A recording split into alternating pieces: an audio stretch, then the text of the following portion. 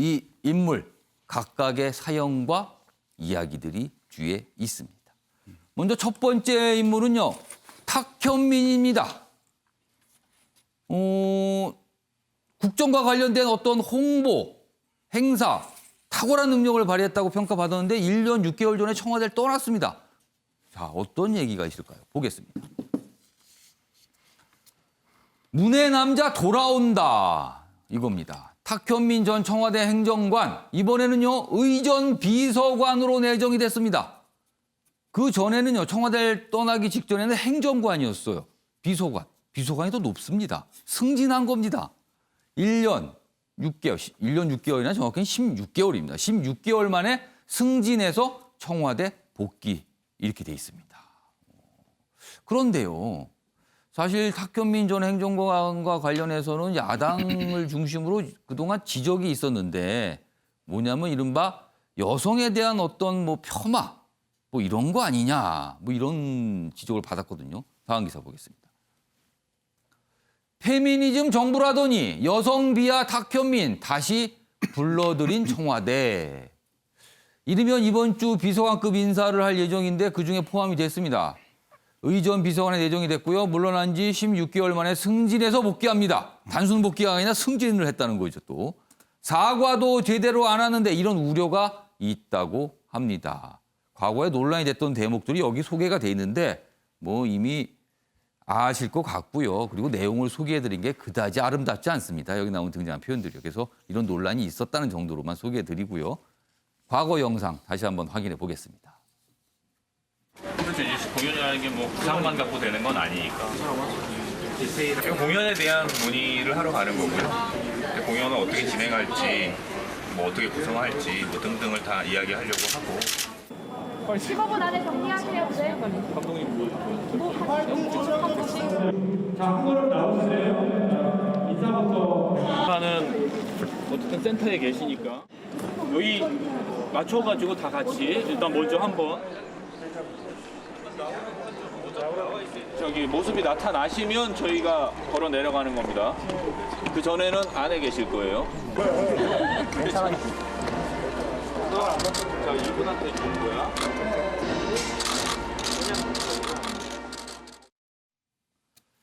탁현민이란 인물을 언론에서 바라보는 시각을 한마디로 정리하면 그겁니다. 의정과 어떤 행사 기획에 탁월한 능력을 갖고 있다. 그러나 과거의 행적에는 조금 논란이 있다. 이게 섞여 있는 겁니다, 지금. 그래서 계속 논란이 됐었죠. 자, 16개월 만에 문재인 대통령이 다시 탁현민을 청와대로 불러들인 겁니다. 이유가 있었을 겁니다. 정관 실장님, 어떻게 보세요? 대통령의 의중 뜻을 잘 안다고 봐야겠죠. 그러니까 행사 계획을 할 때 예를 들면 대통령 입장에서 문 대통령은 탈권위, 그러니까 국민과의 그 대통령의 거리를 좀 좁히려는 그런 뜻을 갖고 있단 말이죠. 그에 맞춰서 탁현민 행정관이 상당히 그 적합한 계획을 한다라는 측면. 그것이 아니면은 뭐 특정한 이유로 다시 온다는 거는 굉장히 어려운 거죠. 근데 사실 돌이켜 보면은 행정관을 놓고 이렇게 정치적으로 논란이 됐던 경우도 굉장히 드문 거죠. 전례가 있었나 싶기도 합니다. 근데 그만큼 상당히 관심이 있고 어떻게 보면 한편에서는 야권 입장에서는 부담스러울 정도로 뭐 능력 발휘를 한다라는 그런 것도 내면에 좀 깔려 있을 거라고 봅니다. 원래 탁 행정관은 잘 아시겠습니다만 공연 기획 이런 데서는 굉장히 두각을 나타냈죠. 나는 꿈수다도 계약했고 예를 들면 윤대현 밴드라든가 들국화 공연 연출가로서도 상당히 이름을 알렸죠. 어쨌든 지금 그 문재인 대통령이 추구하고자 하는 국민과의 거리 좁히기 이런 부분에서 굉장히 그 와닿는 기획을 한다는 그 점을 저는 높이 인정을 했다고 봅니다. 다만 뭐 과거의 발언들에 대해서 야권이라든가 일각의 언론에서 제기하는 부분 그 오랫동안 이전에도 또 똑같은 문제들이 제기가 됐죠. 그 점에 대해서는 만약에 기회가 된다면은 뭐 이미 여러 차례 입장을 내놨습니다만 대통령이 부담을 주지 않기 위해서 유감이라든가 사과 형태로 해서 매듭을 짓고 새롭게 출발하는 것이 저는 대통령에게 부담을 주지 않는 그런 행보라고 저는 봅니다. 그 문심, 탁심 이런 이유다. 그리고 과거에 논란했던 부분에 대해서는 뭔가 좀 진지하게 매듭을 좀 졌으면 좋겠다라는 이런 지적까지 사실은 해주셨습니다. 뭐 쇼라는 표현을 합니다만 한편에서 예. 상당히 신선하다. 뭐 지난번에 기업인과의 호프 미팅이라든가 예. 뭐 5.18 행사라든가 예. 어떤 그 업무 보고에도 잔잔한 음악과 예. 여러 가지 새로운 것들을 많이 보여줬거든요. 그러니까 그런 점 등에 대해서 예. 대통령이 나름대로 인정을 하지 않고서는 다시 온다는 건 굉장히 어려운 상황인 거죠.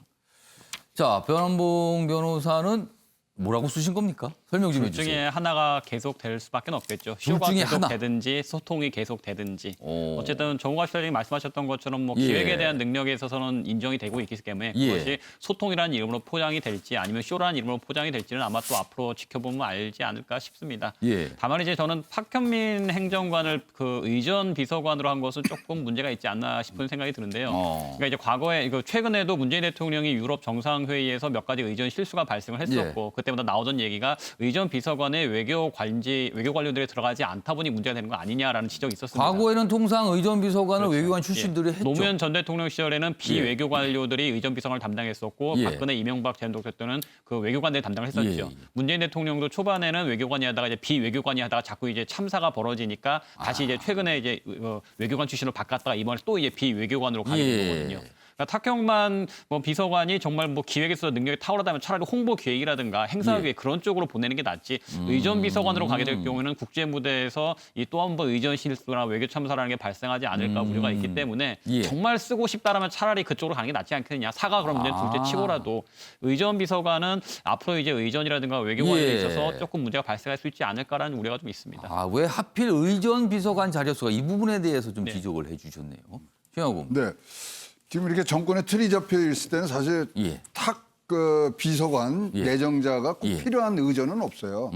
제가 보기엔 그런데만은 음. 그렇지만 역사에 남을 지상 최대 이벤트 2개가 아직 기획이 돼야 됩니다. 뭡니까? 그게? 김정은 방한, 시진핑 방한. 아, 방한. 예, 이 문제에 아. 대해서는 탁현민 내정자만큼 오.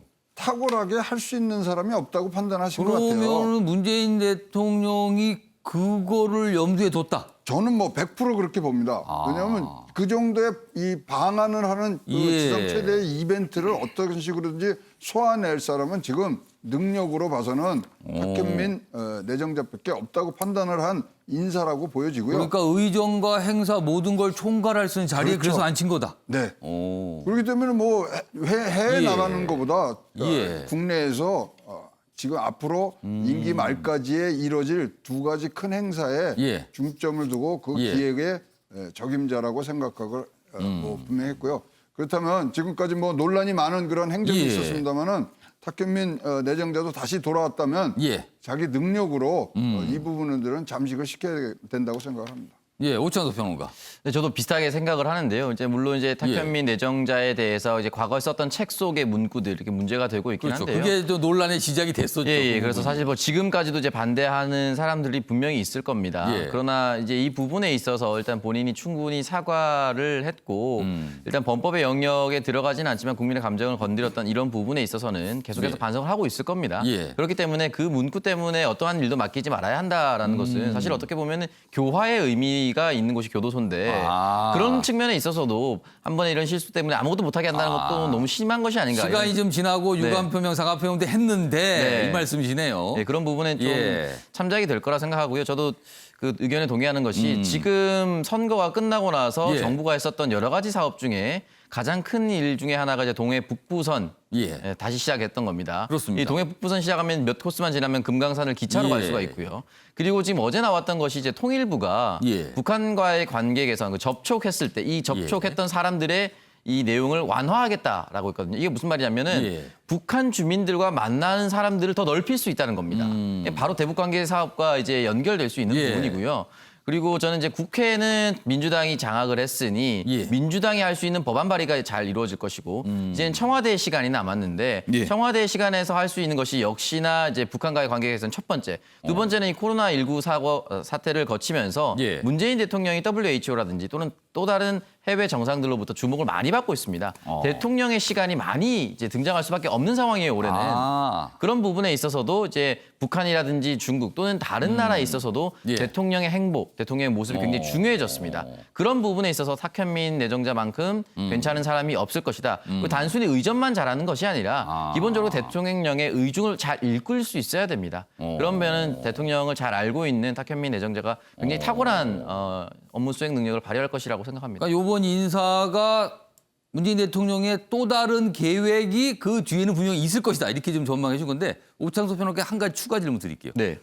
사실은 문재인 대통령 그리고 지금 현 정부는 2030 여성들의 지지를 많이 받고 있다. 이게 통상적인 설명이에요. 네네. 그런데 탁현민 행정관 사실은 그렇게 되면 약간의 부담을 줄 수도 있다. 이런 분석도 있거든요. 이건 어떻게 보세요? 사실 이제 첫 번째 내정됐을 때부터도 예. 이제 그런 부분이 많이 불거졌었습니다. 예. 그리고 이제 2030을 뿐만이 아니라 4050, 60 여성분들도 사실 저 발언에 대해서 동의하시는 분들이 이제 몇 명이나 되겠습니까? 다 반대하실 거라고 생각을 예. 하고 비단 여성뿐만이 아니라 남성도 이 탁현민 내정자가 얘기했었던 이 책 속의 문구 예. 동의하지 않을 거라고 봅니다. 예. 그러나 그 부분에 있어서는 역시나 이제 탁현민 내정자가 어떤 예. 뭐 문개기식 발언이라든지 이런 부분이 아니라 일단 사과의 발언을 남겼기 때문에 그 부분에 대해서는 어느 정도 계속해서 용서를 구하면서 가지 않을까 그렇게 생각합니다. 알겠습니다.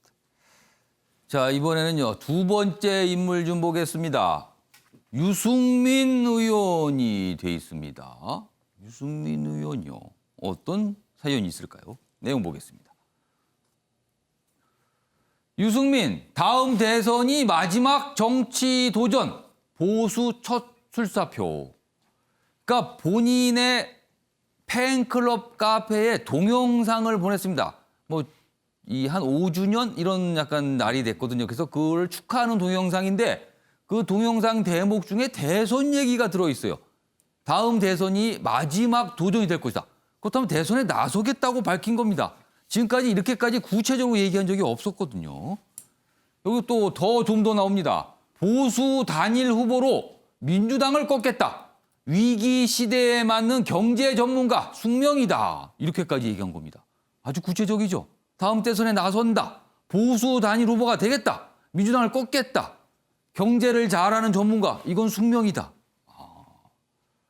그리고 이런 가운데 통합당과 한국당은 합치기를 결정했다는 내용도 함께 실려 있습니다. 자, 그러면은 이 동영상 과연 어떤 것인지 확인해 보겠습니다.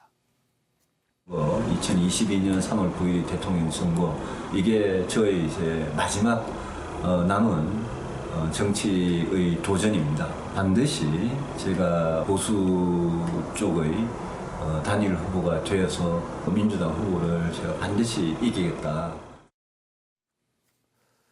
주영하 고문님. 네. 이런 얘기예요. 2022년 대선이 마지막 남은 정치 도전이다. 출마한다는 거잖아요. 그리고 반드시 보수 단일 후보가 되겠다. 민주당 이길 것이다. 3단계입니다. 설명이. 일단 도전한다. 이거는 본인이 결정하면 되는 겁니다. 자, 그럼 두 번째부터 보수 단일 후보가 되는 부분 그리고 민주당을 이길 수 있냐는 부분. 이 두 가지 단계 어떻게 전망하세요?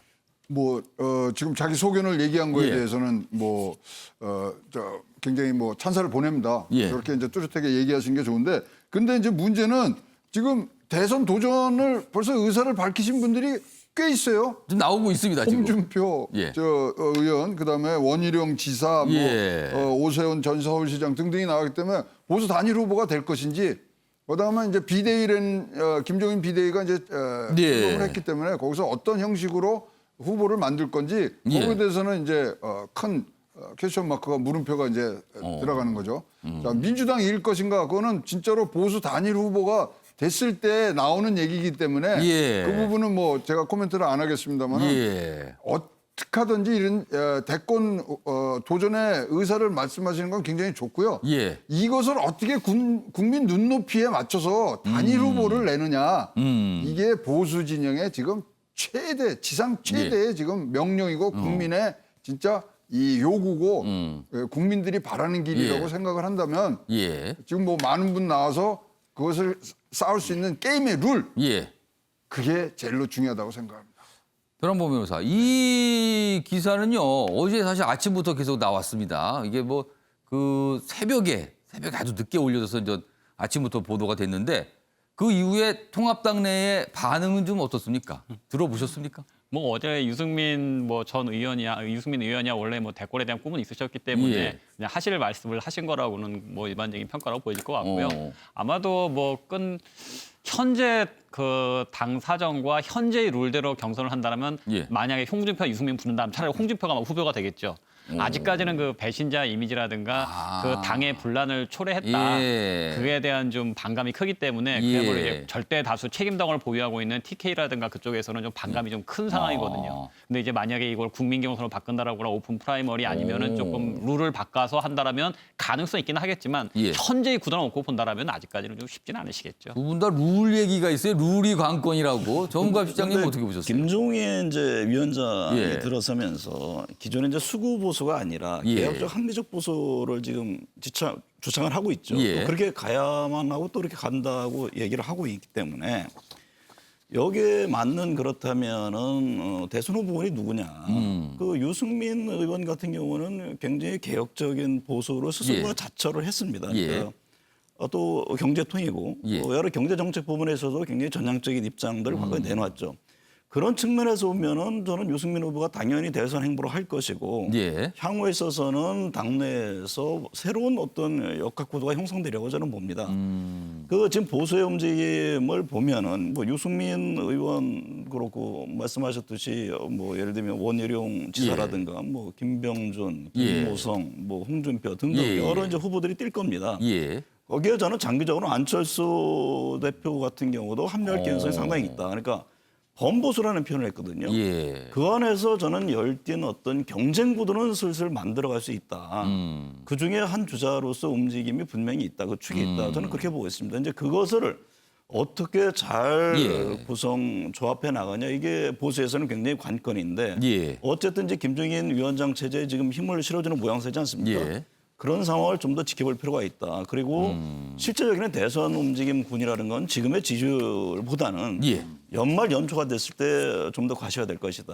그 안에서 서서히 어떤 분들이 좀 두각을 나타내는지 볼 필요가 있다 저는 그렇게 봅니다. 이것도요. 뭐 지켜보면 합니다. 어떻게 되는지 시간이 흐르면서 어떤 변화가 생기고 어떤 모습일지 다 이제 나타날 겁니다. 자, 세 번째 인물 보겠습니다. 흑백 사진입니다. 오래된 사진이 실려 있습니다. 김재규입니다. 어떤 내용이 뒤에 있을까요? 내용 보겠습니다. 제목이 이렇게 돼 있습니다. 반역자인가 민주투사인가 각각 물음표가 찍혀 있죠. 그러니까 아직 뭔가 매듭이 앉아 있다는 의미로 보입니다. 김재규 유족 40년 만에 재심 청구다. 재심 땐 사건 내막이 드러날 듯하다. 이렇게 또 분석도 돼 있습니다. 좀 더 내용 하나 보겠습니다. 고 김재규 전 중앙정보부장 12.6 사태의 주역이죠. 내란 목적 살인죄는 무죄라는 취지로 40년 만에 법원에 재심을 청구한다는 내용입니다.